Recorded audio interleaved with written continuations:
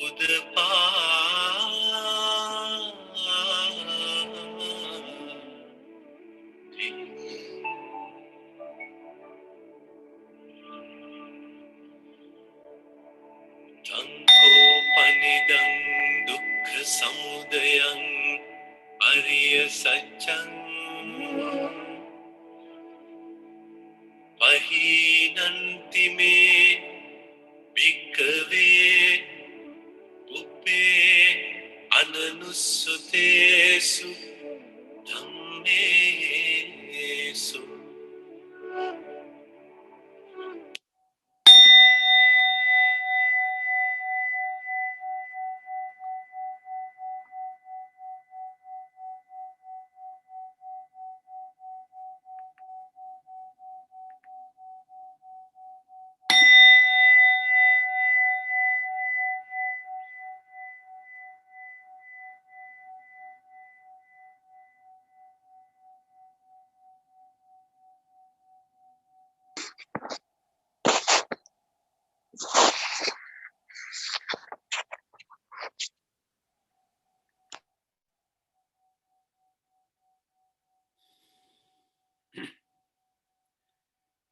Good evening, everyone. Wish you the blessings of the Noble Triple Gem.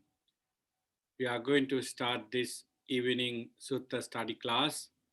I'm joining with you from the Vihara of Hilda Javadana Rame, and you join with us through Zoom, YouTube, and also live stream. Let me welcome you with wholesome thoughts in mind, and my blessings to you is to understand the Dhamma, as the Buddha said, within this 1 hour and 15 minutes. Today, July 24th, Saturday. So we are ready to begin our Sutta studies with the selected discourse.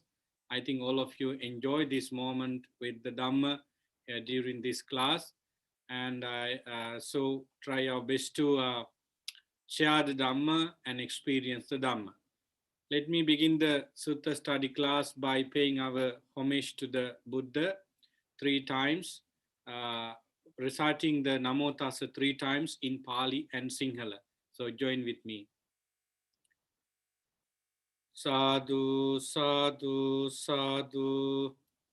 Namo Tassa Bhagavato Arahato Samma Sambuddhassa. Namo Tassa Bhagavato Arahato Samma Sambuddhassa. Namo Tassa Bhagavato Arahato Samma Sambuddhassa. Homage to the Blessed One, the Worthy One, the Fully Enlightened One. Homage to the Blessed One, the Worthy One, the Fully Enlightened One. Homage to the Blessed One, the Worthy One, the Fully Enlightened One. Sadhu, sadhu, sadhu. Okay, friends. In this 1 hour, sometime 1 hour and 15 minutes, Sutta study class is dedicated to explore the Dhamma on suttas in 4 Nikayas. So today we selected a discourse from Anguttara Nikaya section 7. The exact number of the sutta is mentioned in the flyer. It is Anguttara Nikaya 7, as I remember 67. Sorry, so that this discourse is really important.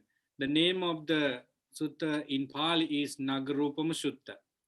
The reason why I selected this discourse is twofold. One is the last week sutta we selected and discussed.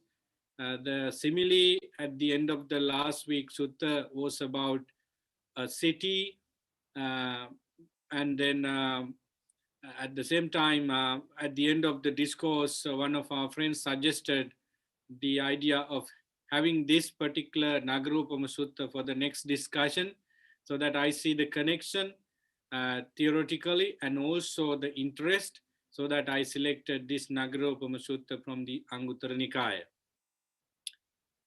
Simile of the fortress or simile of the citadel is the English translation.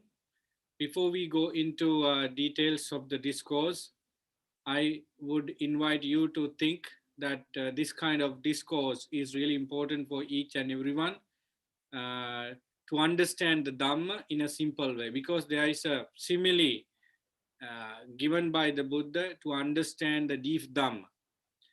Sometimes I find easy to remember the Dhamma with the simile. Even if we forget the Dhamma facts, we can go through to the Dhamma fact through the simile, so that this kind of teaching is found in the entire Tripitaka, delivered to each type of people by the Buddha or Arahants because of this reason. So in this sutta, we have the simile first, and then the meaning, why the Buddha used the simile, and the Dhamma is uttered one after the other after that, uh, for disciple to understand. Even though this is in the Anguttara Nikaya, relatively we find short discourses. This is somewhat long. It covers, I think, 6 pages. However, we try our best to go to the each factor within this 1 hour period and finish the discourse. Let me begin the reading the discourse so that you can engage with the Dhamma sharing at any time you want. This discourse was delivered to a group of monks by the Buddha when the Buddha was residing at the Jetvanarami. Bhikkhus, when a king's frontier fortress is well provided with 7, necessary things of a fortress, and readily gains, without trouble of difficulty, 4 kinds of food, it can be called a king's frontier fortress that cannot be assailed by external forces, enemies. What are the 7 kinds of necessities of a fortress with what is well provided?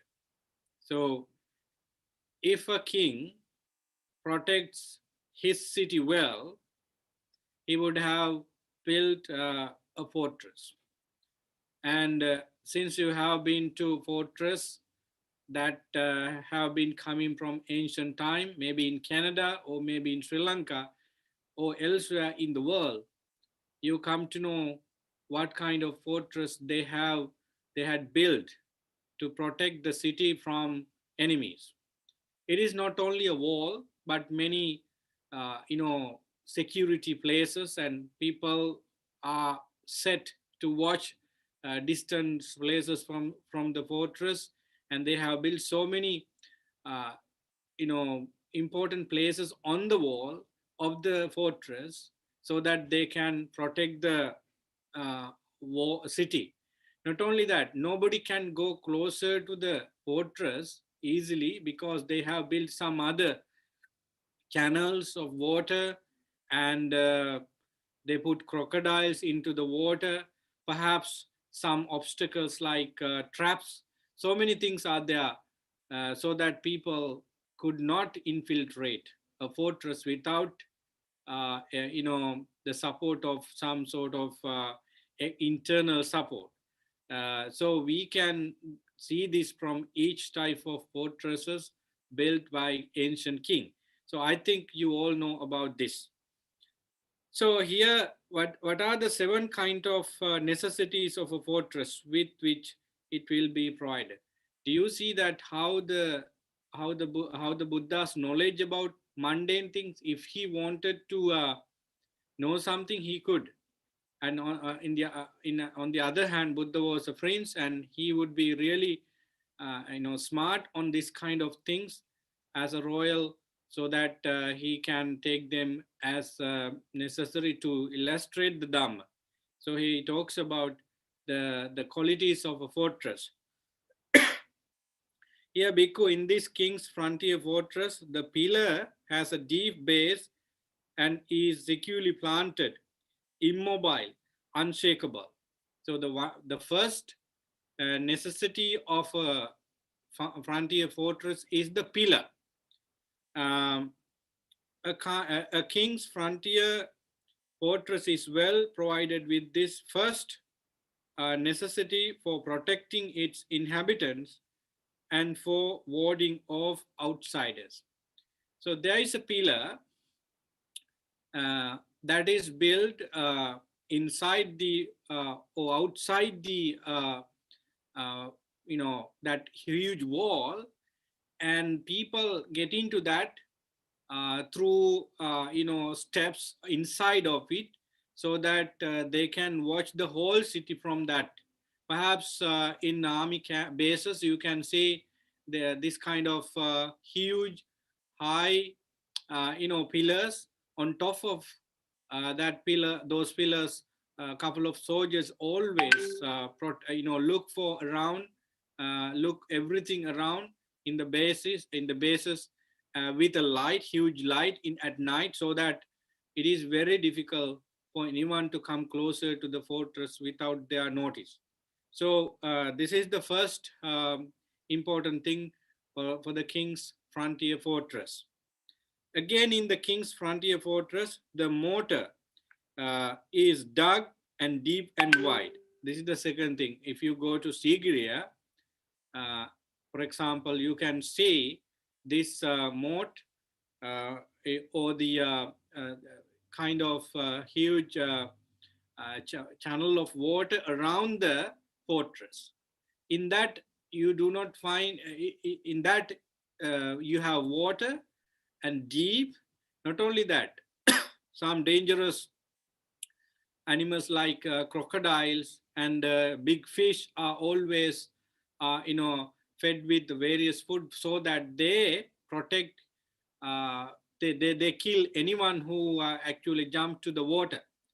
And at the same time, the soldiers are stationed in different places out inside of the moat or the channel of water, so that nobody could cross that. So this is the second necessity of a frontier fortress of a king. The third one, patrol path is high and wide. So first you have that high pillar. Second, you have the water channel or the moat, and the third one is patrol path. That is a path that always soldiers travel by cart or by foot with their weapons, equipped with various kinds of weapons. So they always go around in this, in additions to soldiers stationed in different places of the closer to the water channel. So that is the third one. And the fourth one, frontier fortress may many weapons are stored, both missiles and hand weapons. So missiles, those days missiles were some, kind of arrows and different type of weapons they had. Even boomerang is a type of missile. Excuse me. So they stored them uh, closer to the patrol path in huts, in secret places, so that they can take them in need quickly and fight with enemies if they were able to infiltrate the first line and the second line. So that is the fourth one. Let me tell you the first one, the high filler, which is grounded and stable and unshakable.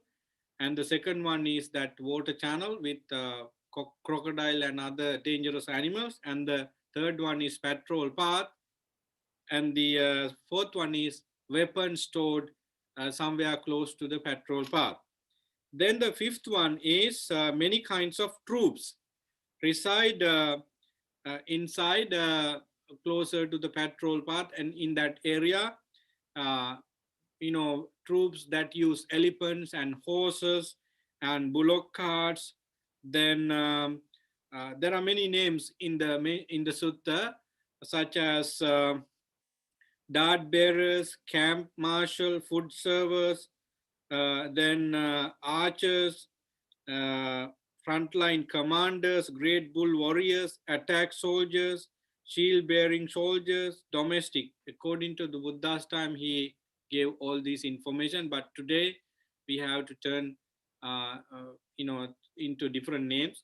So basically, you know what this means. That is the fifth necessity of a frontier fortress of a king. The sixth one is gatekeeper. Basically, you have four main gates uh, of a protected city. So you should have not only one but many good gatekeepers, experienced gatekeepers who knows the signs of good people and bad people, spy and so on. So these people were trained well with various ways so that they can easily check people and find out bad people, enemies, when people enter into the city. So they should be competent, intelligent, and they should be able to do many things. The gatekeepers. Then seventh one is rampart. Rampart is high and wide, covered over by a coat of plaster. So kind of rampart provided. So it is also the important thing. This is the seventh one, and it is for uh, that is the seventh one. You know, kind of huge and wide rampart. So these are the seven necessities of a well protected fortress according to the Buddha in the Sutta. Let me come to the Buddha statement now about these four important things. Having these seven necessities of a frontier fortress, Buddha speak about. It is well provided with these seven kinds of necessities. And what are the four kinds of food that is readily gained without trouble or difficulty?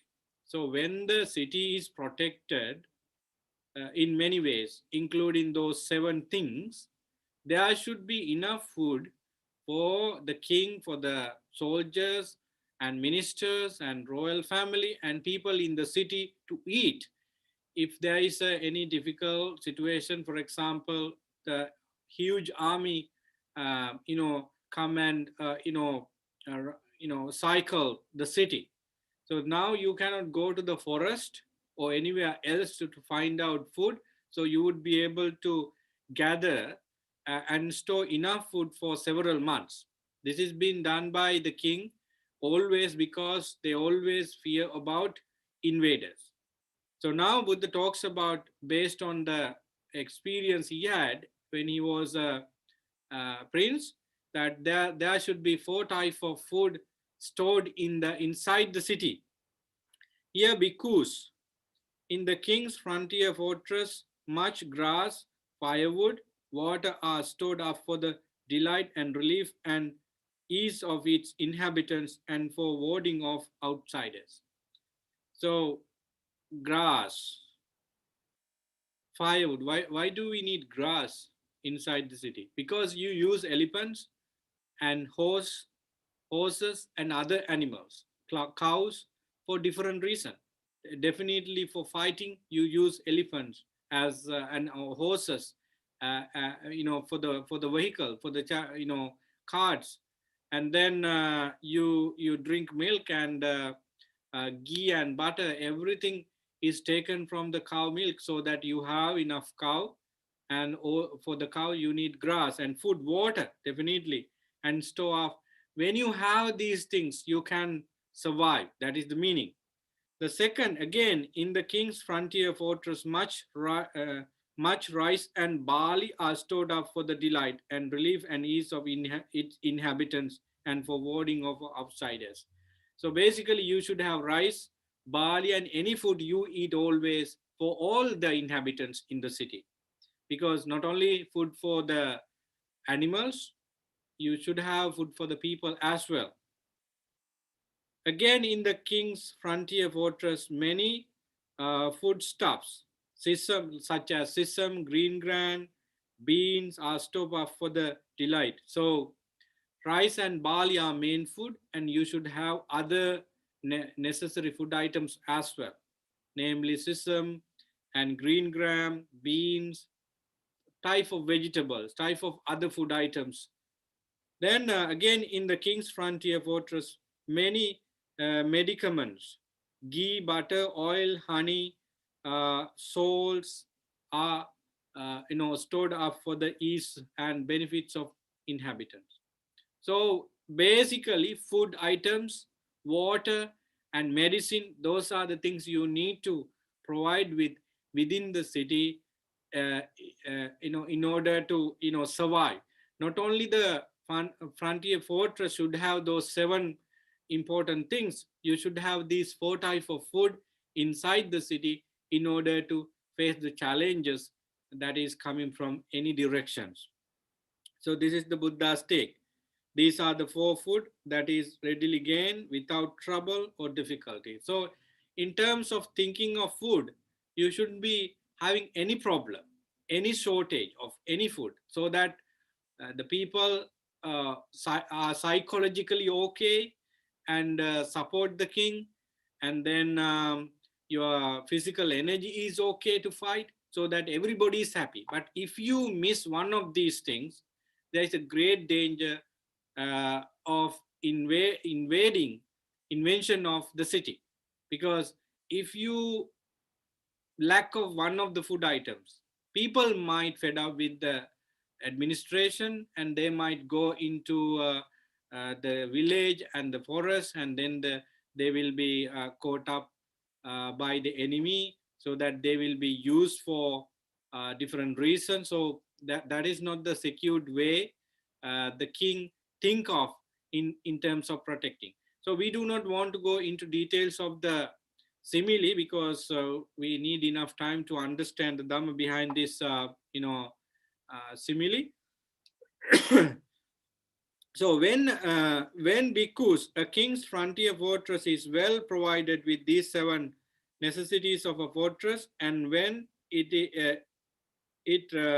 readily gains without trouble and difficulty these four kinds of food, it can be said that the king's frontier fortress cannot be assailed by external force and enemies. If you read the uh, if you read some discourses in Digha Nikaya and Samyutta Nikaya, you come to know about Vajji country. The city of the Vajji country is Visala.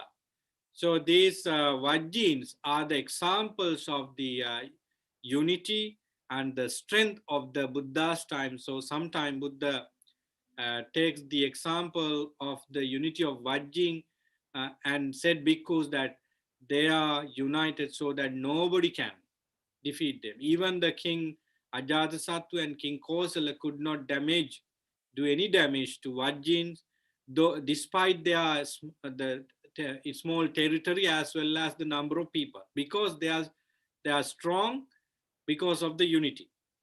So you can find them in Satta Parihanidam, in Pama Parinibbana Sutta, and so on. So having said that, would the now come to the Dhamma part in the Nagaropama Sutta. Now Upama, or the simile, is done. So you know what the simile the Buddha used here.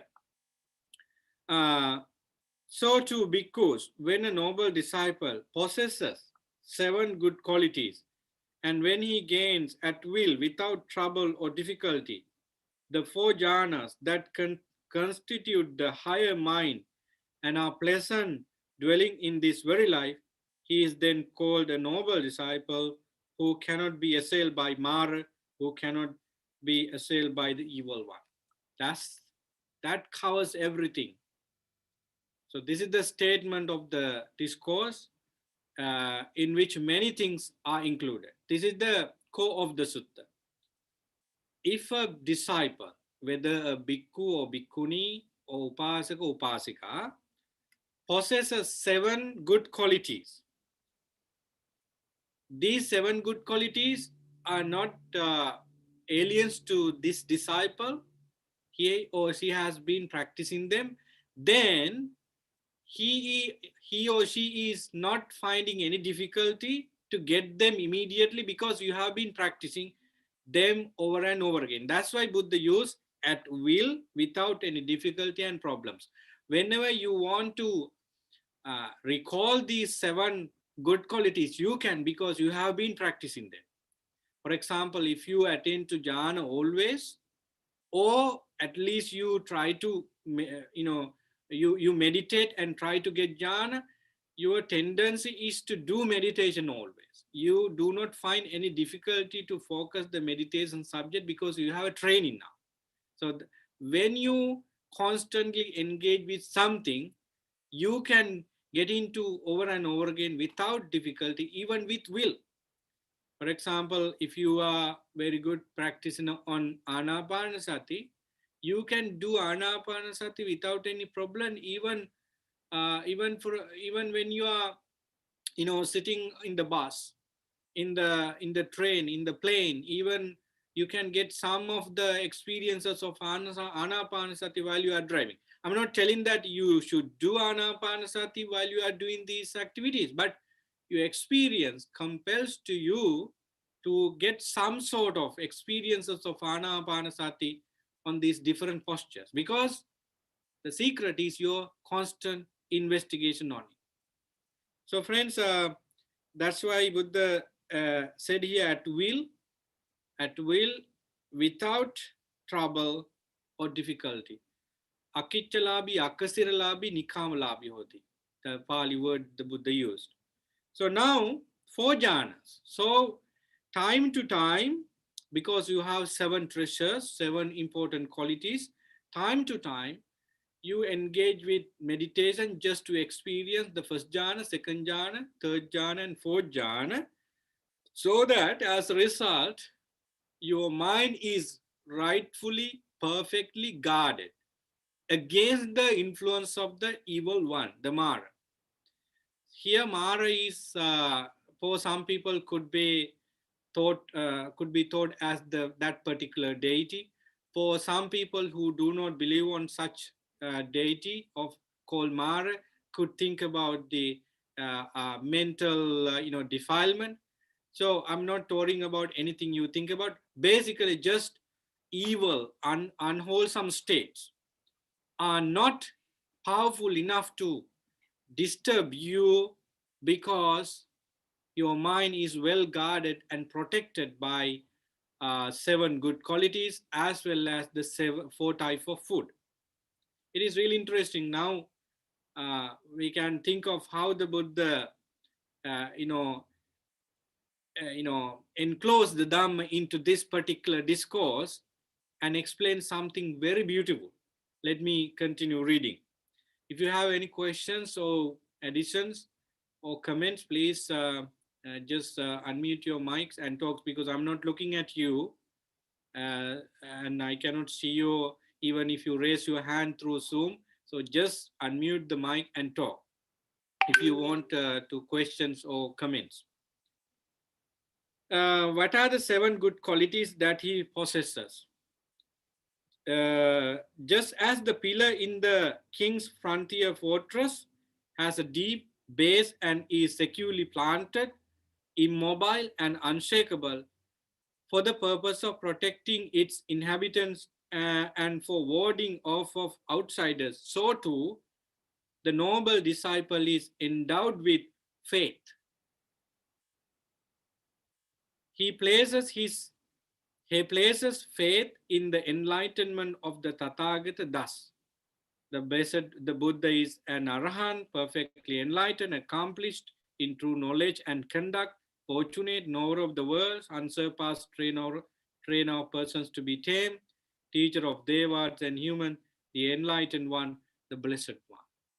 So just like the pillar, which is immobile and unshakable, grounded in the places around the city, the faith is very important, and it is the solid foundation for the noble disciples. So I know that you can understand many the idea of, in the importance of Shraddha here. The pillar is the The very important first necessity of a frontier fortress of a king, just to protect the city, because you can see people from distance and report the ground troops to protect the city further. It is providing us so many good things for the protection. Shraddha, uh, here the word Bhikkhu Bodhi is used, faith, the confidence on the Buddha is very important.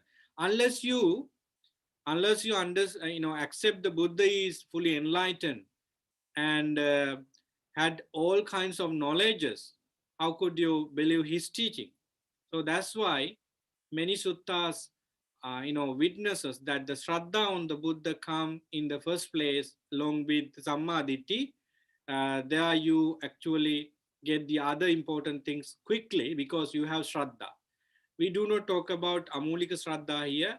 It is perfectly the akaravati shraddha or the rational shraddha or the kind of acceptance that the Buddha is right, accurate, and he has developed his mind up to the highest so that he knows everything. So this uh, feeling that the Buddha is 100% enlightened provide us, avoiding skeptical doubts, avoiding some confusion. So a lot of people in today's world questions about the Buddha, questions about some certain things about the Buddha because they cannot prove them from their experience. One thing that many people questions about the existence of other world system because they cannot see them from their physical eye, or they cannot prove that those things from the scientific evidence, so that people do not believe it. But those days, disciples who accept the Buddha's supernormal powers did not go to labs and laboratories and scientists to questions. They had that gut feeling and they had that understanding from different ways that the Buddha is right.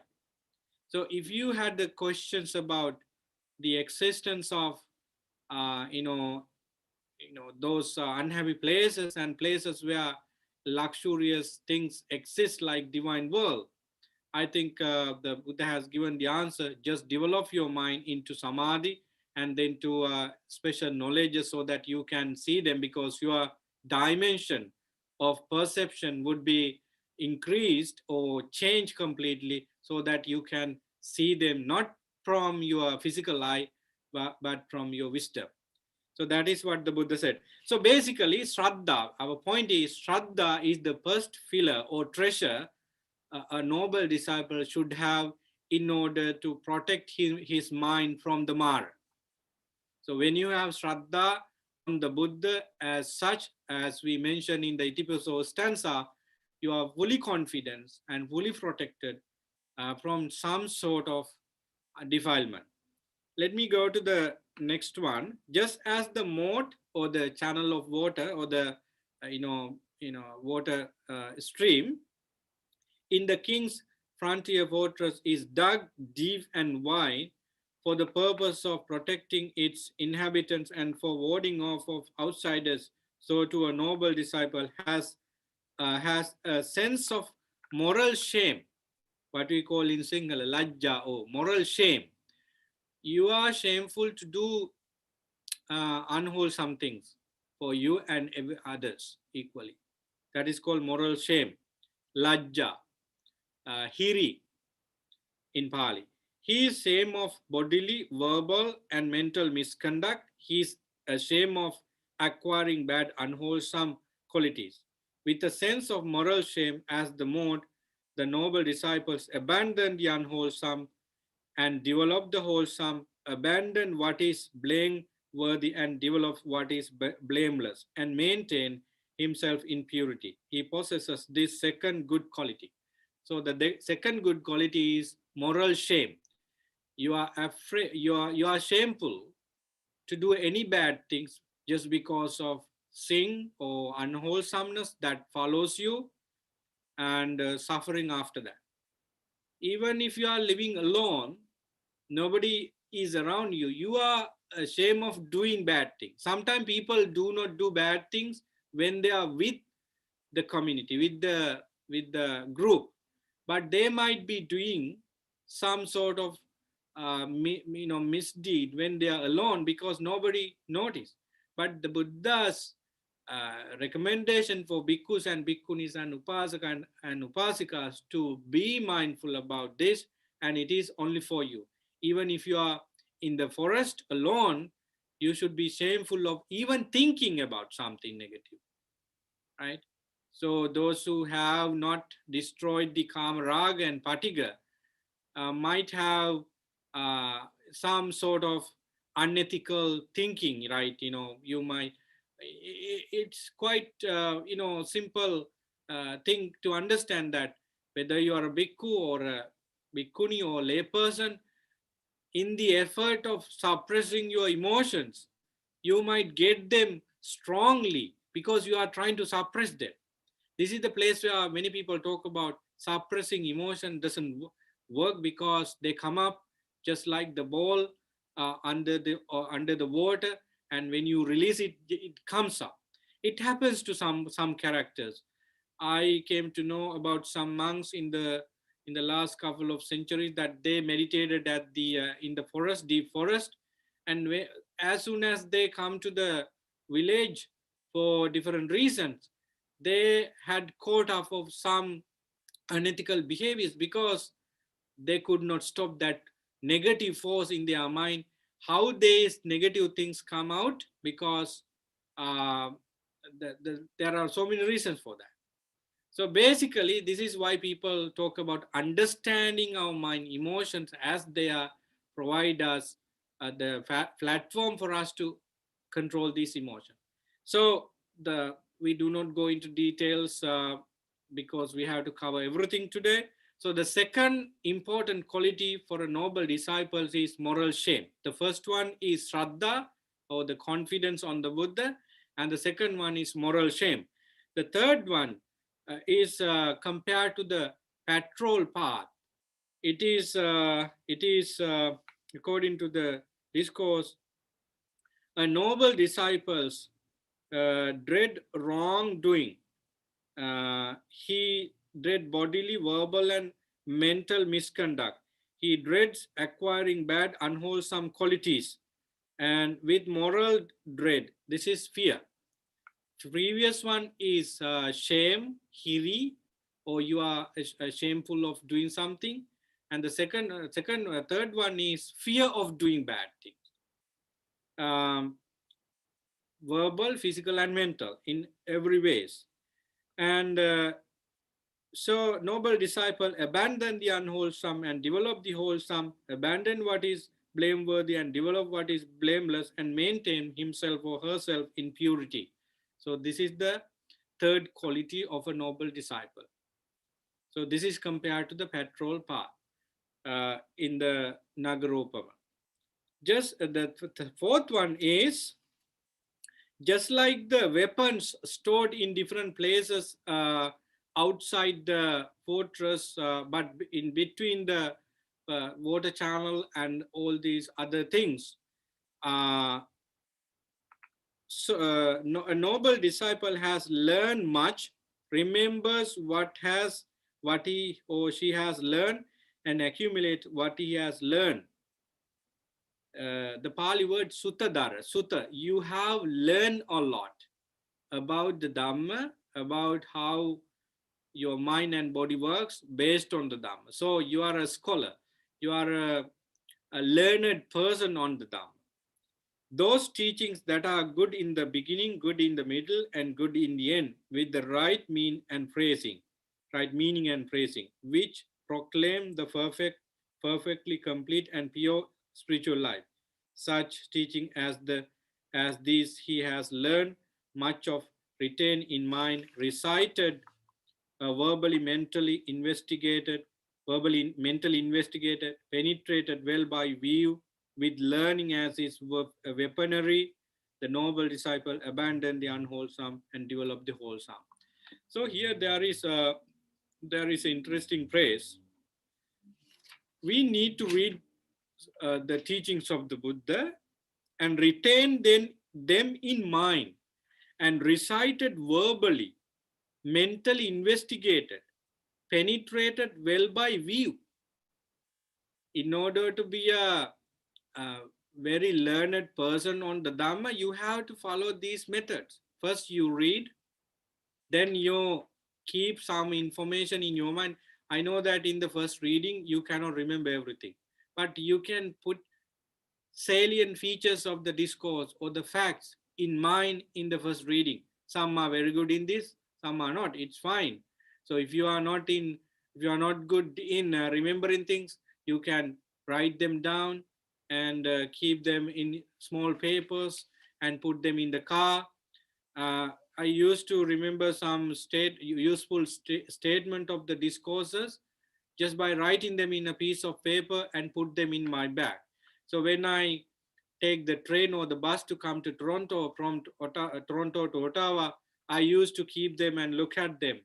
And as we all know that what we did when we were in the school and universities, we wrote these important statements in piece of papers and put them everywhere in the room, even on the bed under the pillow, so you can take them and look at. So this is how we actually remember things and recall things later on.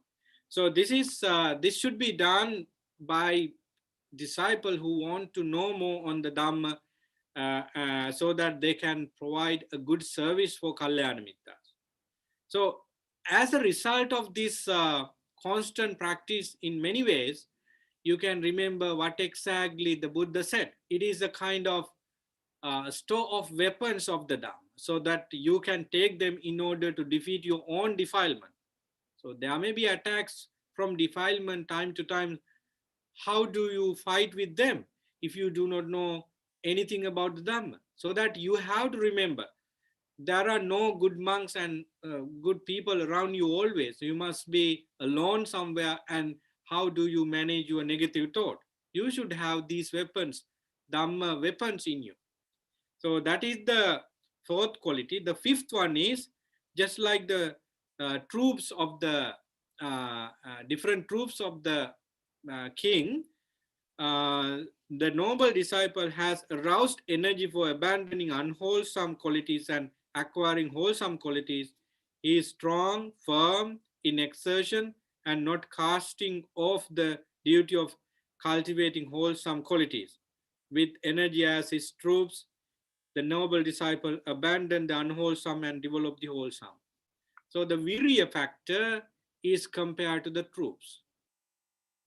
If you remember the four virya in Samma Vayama of the Noble Eightfold Path, and virya bojjanga, and also virya bala and virya faculty, they are all talking about the same thing. So that virya, the spiritual effort, is to abandon unwholesomeness and block any avenues that unwholesome should come and arise and damage you. So these are the troops you should have for a king. uh, they had troops on the ground, and troops with elephants and horses and missiles they have, and soldiers to use those missiles, and different type of armies are protecting the city. Likewise, we should be able to see the unwholesome state of mind well before they come. We should be able to notice the opportunities that unwholesomeness could arise in our mind if we engage with those opportunities. If we are, then if you have the unwholesomeness arisen in your mind now, notice it and use your some type of troops to defeat them. And then you should have some troops to well maintain your wholesome side. So like that, the virya is developed, and that is the fifth quality of a noble disciple. The sixth one is gatekeeper. You can, I think, easily think about what this means. Gatekeeper is always compared to mindfulness. Um, the Let me read that part. A noble disciple is mindful, possessing supreme mindfulness and alertness. One who remembers and recollects what was done and said long ago. Very important statement here with regard to the mindfulness. The Pali term, let me remind, uh, uh, remembers and recollect what was done, said long ago. Okay, I cannot remember it now. Let me see whether I can get it.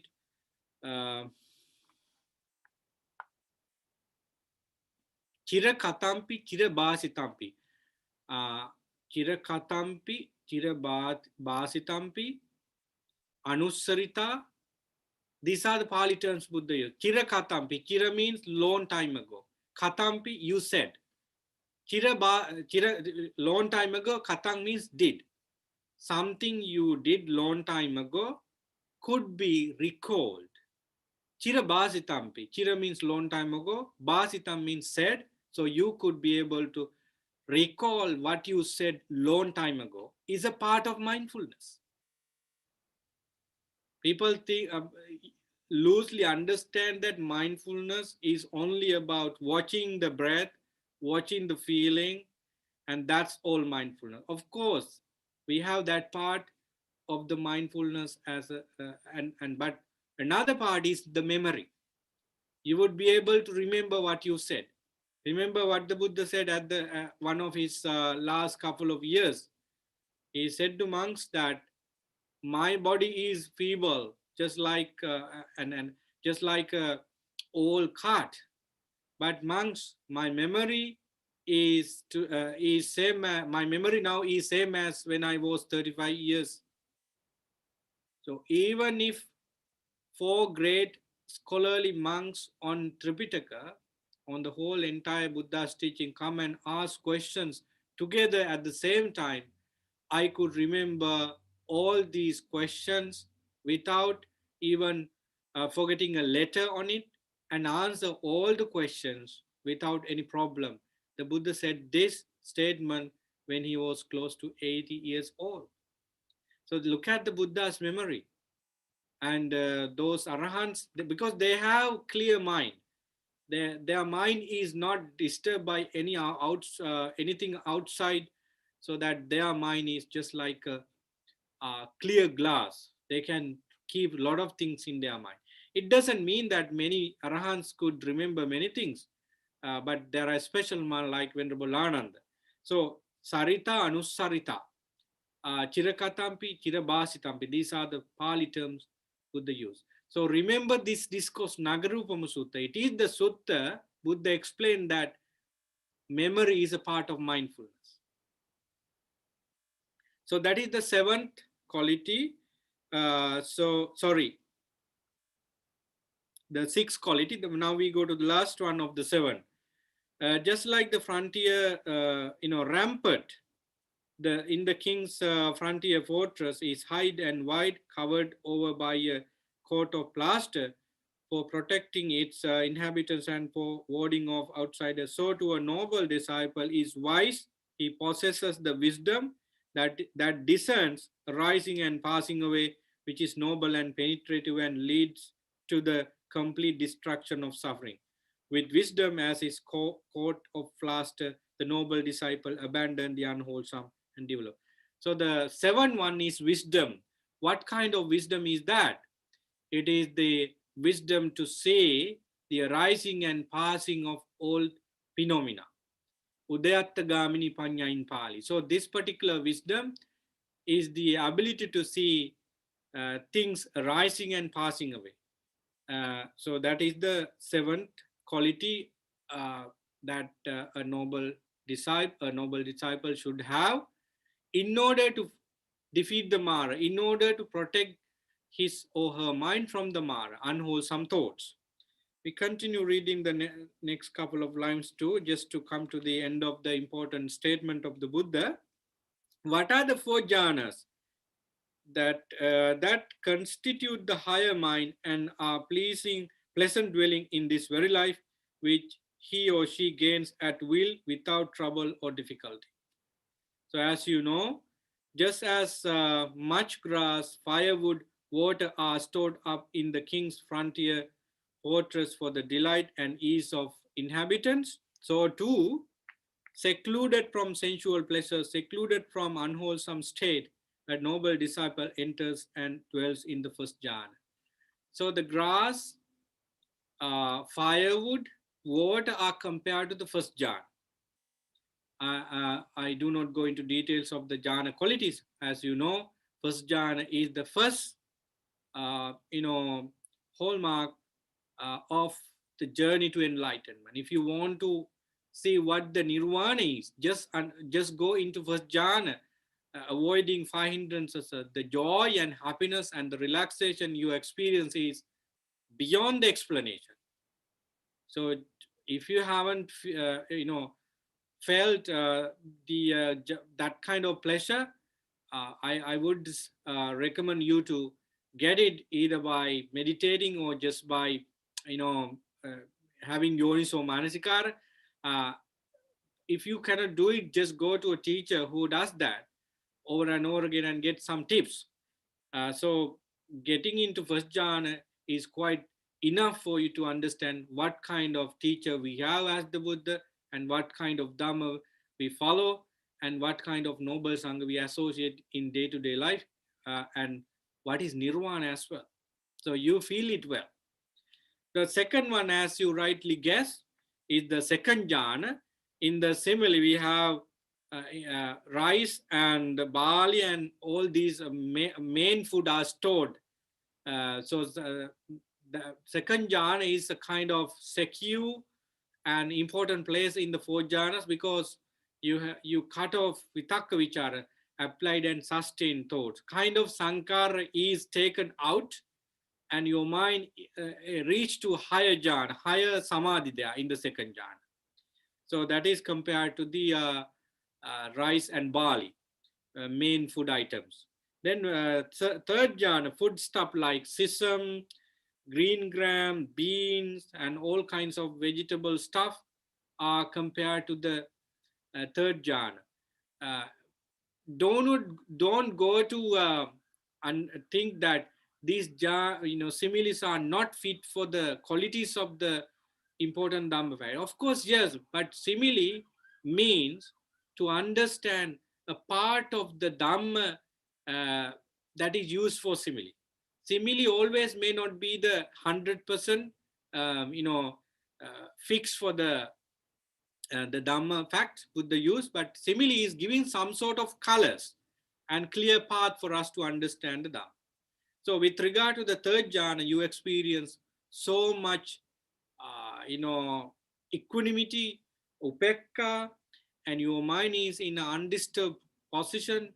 So Mara may not be able to see those state of mind of the noble disciples when they reach it, so that they would definitely blindfolded. So that's why Buddha asks us to go into jhana over and over again. Practice jhana.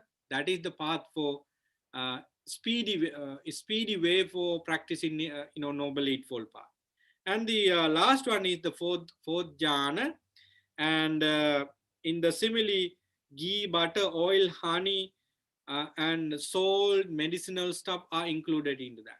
So if these items of food are very necessary to make the main food items audible and tasty, and of course full of nourishment.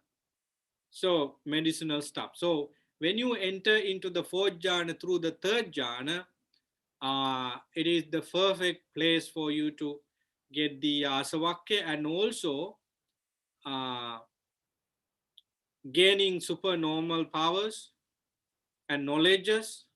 I'm not saying that the first jhana, second jhana, third jhana are the places of practicing vipassana to get into sotapanna, sakadagami, anagami, and arahant. But when you go to the fourth jhana, just like the Buddha did and many monks, many arahants did, it's a perfect mind. Evang samahite chitte mudubhute kammaniye anen parisuddhe paryodate anenjappatte. So when you go into the fourth jhana over and over again, your mind is just like a brilliant, brilliant, colorful, peaceful things, so that you can see everything as it is.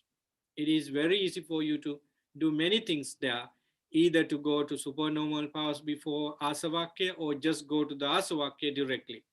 So these are the four types of food in the Dhamma and Vinaya, and in the King's Frontier Fortress, you have other food items just to provide the facilities or the survival for the inhabitants.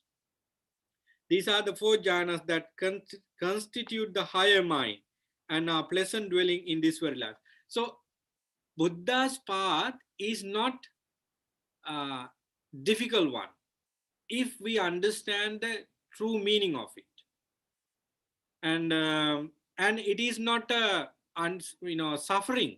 Sometime in the 90s, in the 1950s, 60s, 70s, Western world defined Buddhism is as bad as something coming from primitive age, because Buddha is talking about only suffering.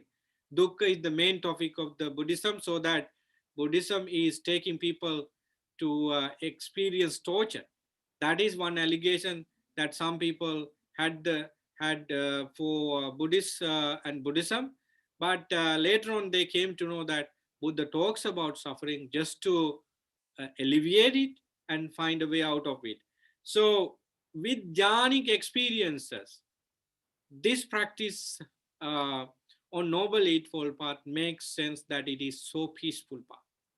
Friends, if you practice the Dhamma as the Buddha said, no matter which identity you are as a layperson or not, you might experience jhana. And I think you should, because you experience some pleasant things there.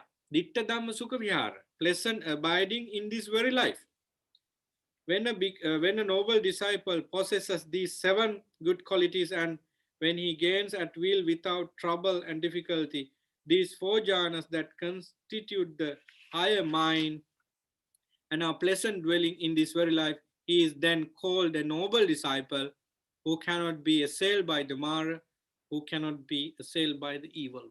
So that's the end of the discourse. So in order to secure your identity as a noble disciple, we should have these seven important qualities and then the four jhanas. So as a monk, I may be able to practice these things. As a layperson, you should try your best. And our identity, physical identity, appearance doesn't make any sense. If we understand the core of this seven and four things, we would be definitely there. So I can say many things about, but very important thing is to hear your comments and add, your experience. So let's go for that now. Okay. So anyone? At least keep in mind those seven things and four things. Sometimes he talks about different things that we never experience. Still, we keep talking about them. Just like that, at least you remember the seven things. Shraddha. What are the seven things? Shraddha. Then you have, you know, moral shame and moral fear. Then the fourth one is learning the Dhamma, become Sutta, become a learned person on the Dhamma. Fifth one is called Virya. And the sixth one is mindfulness. And the last one is wisdom about arising and passing of things. These are the seven and the four jhanas. I think somebody was ready to speak. There are no questions. I just coming, but it's very interesting how Buddha, coming from a warrior class, he knew what a well-guarded fortress is. So he took that metaphor and translated it into Dhamma. It's how beautiful it is, like the blueprint of the mind, how to train, how to control, how to guard your mind and train, and the protection within for the mind, so you don't need to dip outside and get caught to the sensual pleasures. So because the jhanas are more superior, like more pleasurable, can be taken at ease, at will, right? And there Yeah. is no, there is no karmic transaction, because with sensual pleasures are always there is kind of a blameful. This is blameless sort Yeah. of pleasure Buddha talks about. Interesting how he kind of replaces one pleasure with this one, and he doesn't just starve the mind, right? He replaces like a higher pleasure to get rid of a more inferior pleasure, and then you don't have to dwell anymore in the inferior pleasures of the six senses, at least the five senses. Uh, Beautiful description. I like Indeed. this sutra a lot. Yeah, I also like this kind of discourse as just because the reason you said. Uh, I just want to see the Buddha's wisdom and ability to, mix the Dhamma to normal average things happen in the society so that people easily understand, which actually we cannot do now. We don't have that skill much. Some monks are there in today's order who could, give stories and make people sense about the deed Dhamma with story. Particularly, I don't have that skill. But the Buddha is a full package of various teaching methods. So why do I like this? One of the reasons I like this with that easy approach. So I definitely keep us put a step ahead to respect the Buddha for his enlighten and so with these similes we can get the meaning out very easily. I remember the Dhammapada stanza, uh, කුම්භූපමං කාය මිමං විදිත්වා නගරූපමං චිත්ත මිදං තපෙත්වා යෝදේත මාරං පඤ්ඤා උදේන ජිතංච රක්ඛ්‍ය අනිවේසනෝසියා. It's a beautiful, very meaningful stanza out of many. Kumbhupamang kai mimang viditva. Just compare the physical body to a clay pot. Kumbhupamimang kai viditva. Knowing that your body is just like a clay pot. Nagarupamang chitta midang tapetva. Just understand your mind as a city. In that simile, I do not want to go further. In that simile, when the Buddha compared the mind to a city, he means that city is always busy because people come and go and many activities are going on, so that our mind is also busy with many things, incoming thoughts, incoming data, and producing thoughts and creating so many things inside, and we use our body just to express that and also our words. So our mind is busy as a big city. So that's what Buddha mean. Yodetamarang panyaudena. When you know that your physical body is fragile as a clay pot and this mind as a busy city, this is the thing Buddha suggested monks to do. Yodetamarang panyaudena. Develop the wisdom as a weapon to fight with the mara, the unwholesomeness, and jitancharakev at a certain point of your battle, you will win and protect what you gain, protect your territory you won. Jitancharakev anvesanosuya. How you protect it yourself without attachment. Anivesanosuya. It means that you have jhana, you have gained peaceful mind by practicing Dhamma. And how do you maintain that level of peace? Not without attachment to that particular pleasant state. So Buddha's approach to mental cultivation or mental psychology is beyond explanation. So I'm very interested in that. So හම්බුනේ yes. හම්බුනේ මේ this sutta speaks of the Sapta Bojjhanga, I think, through similes. I might have missed it, that's why I'm asking you. What simile did he use in this sutta? Oh, I'm sorry that you miss it. Actually, to no. explain the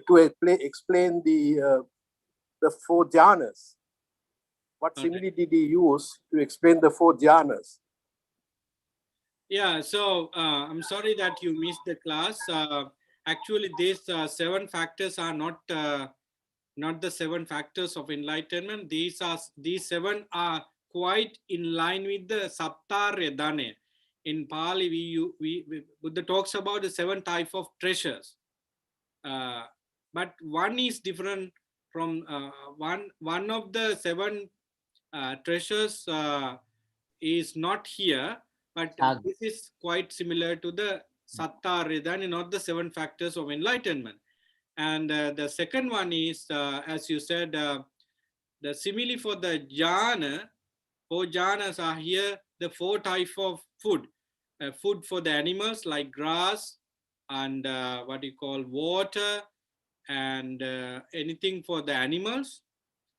And then, main food like rice and barley or whatever you eat for people. And then supplementary item like, what do you call, uh, the vegetable like things like, then is coming at the third one. And then the medicinal items like different type of food items with medicine and nourishment. So these are the 4 things compared to the 4 jhanas. In short, but if we analyze the 7 treasures here well with the Dhamma, there is a direct connections to 7 factors for enlightenment, definitely. Yeah, I think in the Anguttara Nikaya it comes as 7 treasures. I think Chaga is included here, whereas Chaga is replaced from here is for wisdom, I think, in this situation. But he added the 4 jhanas as an additional thing for food, for self-sufficient to be within. Yes. Yeah, actually, if he did not, add the 4 jhanas into the simile would not be completed, I guess, because you have a well-protected fortress, but no food, no water for people and also animals. So they would definitely die within a couple of days in an attack.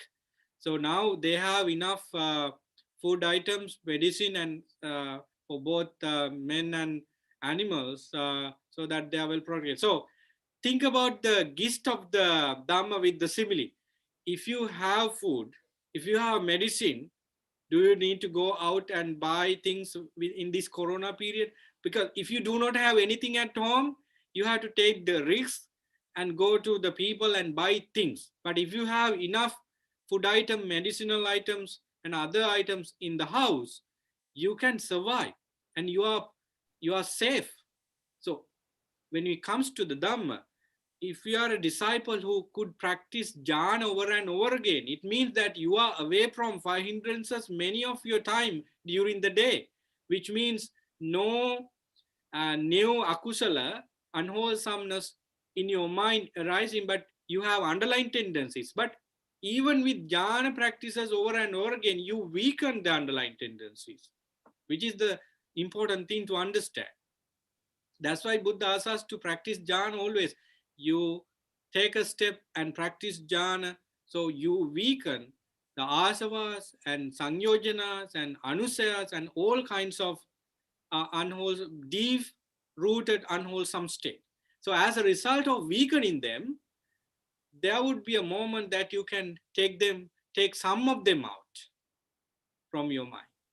And there's one thing I want to point out is one of the important links here is the mindfulness as a gatekeeper. Like that's a very important thing. Like what is said and done long time ago. This is recalling memory. Yeah. Now, how is this? I know I have a bit of a beef here, like just to. I don't really understand why what is said and done long time ago is mindfulness, because mindfulness is at the present, here and now. So I feel this is one. It is not right mindfulness. I think it's mindfulness, because right mindfulness has 3 qualities. Atapi sampajano satima. Satima, mindfulness is there. We have to remember what is done before. Otherwise, then you can keep doing the same thing. Atap is the effort you put, and sampajano is the wisdom, is the kind of feedback you get.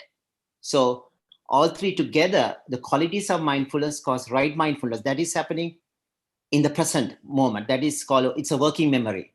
Whereas what he's talking here is what's called episodic memory. What is done long time ago. So it's important too, like, because that's how you connect the Atapi Sampajano with Satima. Without that, you can't. So I feel this is, they're talking about mindfulness. This definition is like what is said and done long time ago is like episodic memory, whereas right mindfulness is like a working memory now in this moment. I mean, what is your idea about this? Yeah, yeah, I have some ideas about it. Thank you for your understanding, sharing your understanding about it. Yeah, mindfulness, as we normally define, is what you said, but it is a full department, I guess, because being able to notice something arising right now is a part of mindfulness. At the same time, you would be able to remember what your teacher said a month ago. Yeah. Right? If you, because during the time of the Buddha, in Buddhist order as well as other orders, you But don't have. it is going to help. Definitely, it's going to plug in, but Yeah. it's not the right mind. It is mindfulness, but the right mindfulness is the working at this in this moment. You're aware of your breath right now, is in this moment. But obviously, you know, when you aware of your breath, you remember it's your mind is going to settle down, right? So that's a memory helping you to feedback and Yeah. calm down. Yeah, And you actually, put the effort for that. yeah. So chira katampi chira bhaja, long time ago, what you said and what you did means uh, is a additional skills. And for example, Venerable Anand, if he did not have that, we wouldn't be Buddhist today. Because nobody had that skill, and Sure. we should not go to some years back and remember things, recall things. Suppose that this is what I mean here is that uh, during the time of the Buddha, you did not have written records. Monks did not use pen and papers. We do not hear that monks even use the sand floor just to write letters and so forth. We do actually, we find some sort of such educational system, but basically what Buddha and disciples did in terms of transferring knowledge is verbally, so that you should have a memory you should have a pure, very important memory in you, just to remember. Even uneducated bhikkhu or layperson remember the exact discourse uttered by the Buddha some years ago. Look at the weaver's daughter. He was around 7 years old when he encountered the Buddha for the first time, and what the Buddha said to the whole group in which she was, this small girl was, is to keep practicing impermanence on life, maranasati. This life is mortal and it could go at any point of time, and be mindful about that you are a mortal person. That kind of teaching or sermon, was given by the Buddha in the first visit of that village. So only this 7 years old girl remember this all the time. She kept remembering what the Buddha said, exact word.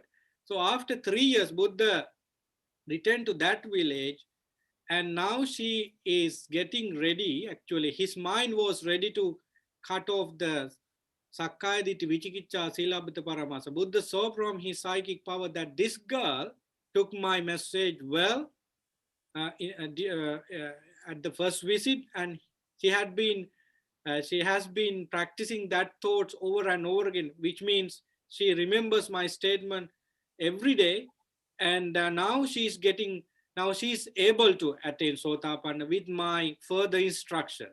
So then Buddha delivered the Dhamma to whole group, but focusing that girl, and she attained to Sotapanna after a couple of minutes she died. So there are many instances in the Tripitaka, as you said, that mindfulness is being able to understand what is going on in your mind, in your feeling, in your body, and so on. But at the same time, we can see this additional part of mindfulness as memory, because you have to remember what you did yesterday and last month and last year in this time.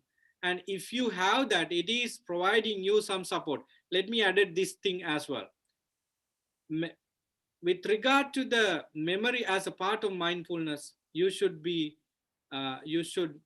keep in mind that everything is impermanent. So that is a good memory to have it. Everything is unsatisfactory. That is another memory you should keep always. And everything is not me and myself. That is another memory you should. At least you have to keep these things in mind.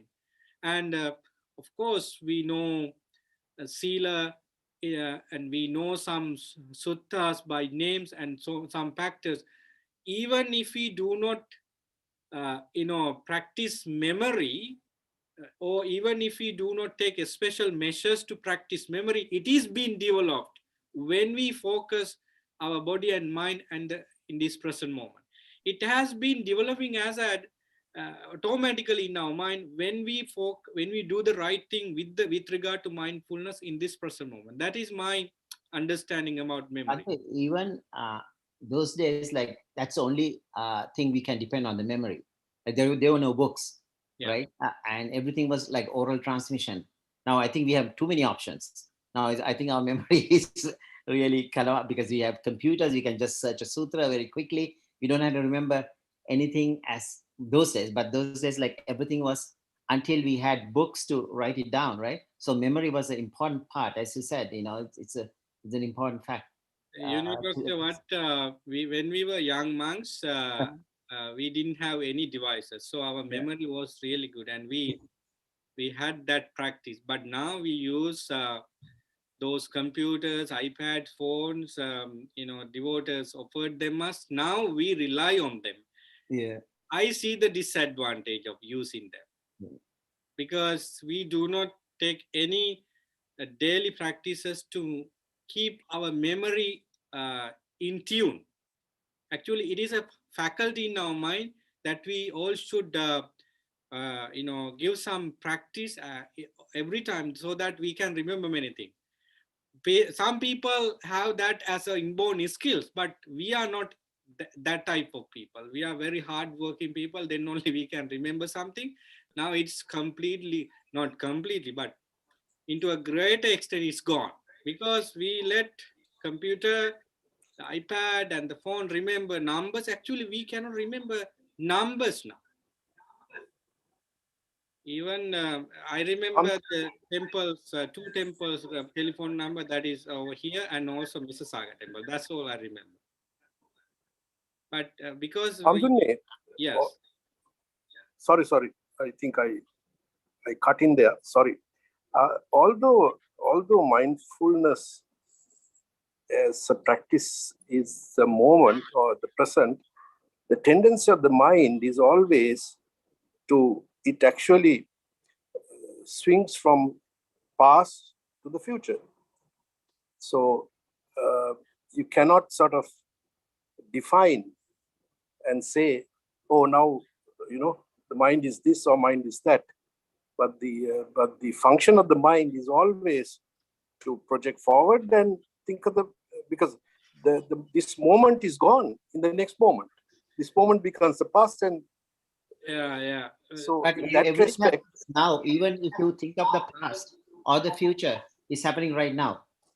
Nothing happens in the future, or nothing happens in the past, actually speaking. Yeah, so that's what I meant. That's right. So that's why we bring everything to the present. Whole lot of dukkha is gone suddenly. Yeah, but that's what I meant. That is the normal pattern of the mind. Mind goes to the past and deal with the imaginary situation that we should be doing in the future. That is and without staying in the present moment, going to the past and future is a normal pattern. Yeah. So even the moment. Mindfulness is about mindfulness is about noticing this nature of the mind, basically. Mindfulness is the is being is the ability to know that mind goes to the past and future and do something in the present moment. So if you see that your mind goes to the past and future and create stories, there you have done the right thing because you have seen that behavior of the mind. Yeah. So So interestingly, the understanding of that state of the mind, which every moment changes, is mindfulness. Is the mind, is what Mind. is. I mean that itself talks of Buddha's anitya state when he preaches, when Yeah. he Deshana, when he does. So bringing you, when somebody consciously brings it to the past or and not to the future, I suppose that understanding is something very deep. Yeah, bringing your mind into the present moment means that you know what exactly your mind does. If the mind does thinking about the past or future, you notice it. So that is the part of that is the mindfulness with regard to the present moment. We do not hang on to the, but so-called time clock. That is not mindfulness. Being at the present moment, what we does in the sati, in the samma sati, is being is noticing what is happening in the mind. If mind goes to the past experiences, that is noticed, and if your mind goes to the future activities, that is also noticed. So that is a part of mindfulness as well. So the function or the very duty of mindfulness is the gatekeeper, means you see the people go who go who comes in and goes out, and details of these people. If they are enemies, you notice them, you notice some features of them. So mindfulness, if you read the sutta, that is the sixth factor, so you see how clever it is. Intelligent person, gatekeeper should be an intelligent person and wise person, and that person has done lot of research to identify enemies, even to go even going to the other countries. He has taken some knowledge. So the mindfulness has lot of departments. So what we are trying to understand here is that this is the main function of the mindfulness: noticing, basically noticing. So when the mindfulness does that job for us, the wisdom, perseverance, samadhi are coming forward and doing their jobs in terms of killing the enemies. The gatekeeper is done, is doing the duty to identify the enemy, and the wisdom and the perseverance and samadhi are taking care of the enemy after that. So something like that. For example, a security guard is checking people, and he find out someone with some illegal things. So he would give a call to his superior inside the city or inside the office, and he come and take the man. The gatekeeper doesn't go behind that person. There are other individuals who can do that. So the gatekeeper is doing his job after that. So mindfulness is being able to notice what is happening through the senses and what kind of thought process is going on in mind. So noticing everything is the duty of mindfulness. So I think it's 8:20 now, 25. So we should finish the Sutta study class despite the interesting discussion. So people want to do other things at home in their own, so that we leave you go. That is the end of today's Sutta study class. We were able to complete the Nagarupama Sutta with the simile of the Nagara and its necessary qualities. So we were able to understand how the Buddha compared the city to to seven qualities and four jhanas, basically things we need to do in order to upgrade our levels into noble discipleship. With that in our mind, we finish today's Sutta study. See you next week, Saturday at 8 p.m. Until then, may you all be well, happy, and peaceful. May you be able to have these 7 treasures and also 4 things to make your life closer to Nirvana. Sadhu, sadhu, sadhu. Thank you, Bante. You're welcome.